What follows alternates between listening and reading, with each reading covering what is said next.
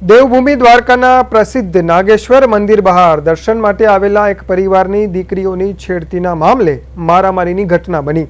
અજાણ્યા શખ્સોએ પરિવારની બે દીકરીઓની છેડતી કરતા પરિવારે તેમને સમજાવવાનો પ્રયાસ કર્યો। આ દરમિયાન મામલો બિચક્યો। અજાણ્યા શખ્સોએ ઉશ્કેરાઈને પરિવાર પર ધોકા અને પાઇપ વડે હુમલો કર્યો, જેમાં 3 વ્યક્તિઓને ઈજા પહોંચી છે। પવિત્ર યાત્રાધામમાં બનેલી આ ઘટનાને પગલે શ્રદ્ધાળુઓમાં રોષ જોવા મળી રહ્યો છે।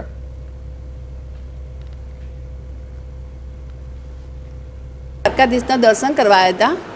અમારી બે દીકરીઓની છેડતી કરી, પછી અમે કહેવા ગયા ને એટલે અજાણ્યા માણસ એક્ટિવા છોકરીઓ આગળ આવીને મજાક મસ્કરી કરવા માંડ્યા। એ ભાઈ જોઈ ગયું તો કહેવા ગયો ને એટલે સીધા બધા મારઝૂડ કરવા માંડી પડ્યા। કેટલા લોકો તો? 8-10 જણા હતા।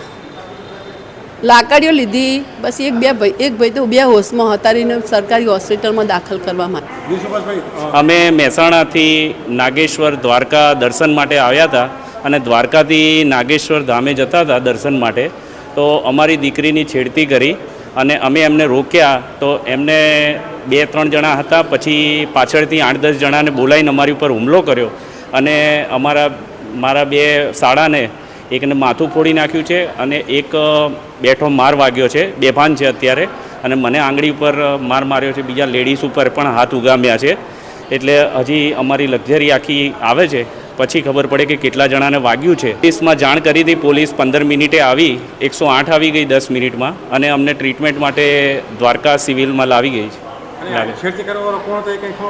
એ ઓલા નાળિયેર જે વેચે છે નાગેશ્વરની બહાર એ લોકો હતા અને એ 3 જણા હતા અને પછી ઝપાઝપી થઈ, એમાંથી એમને 8-10 જણાનું ટોળું આવી અને અમારી ઉપર પાઇપો અને જે સ્ટીક આવે લાકડાની એની ઉપરથી મારી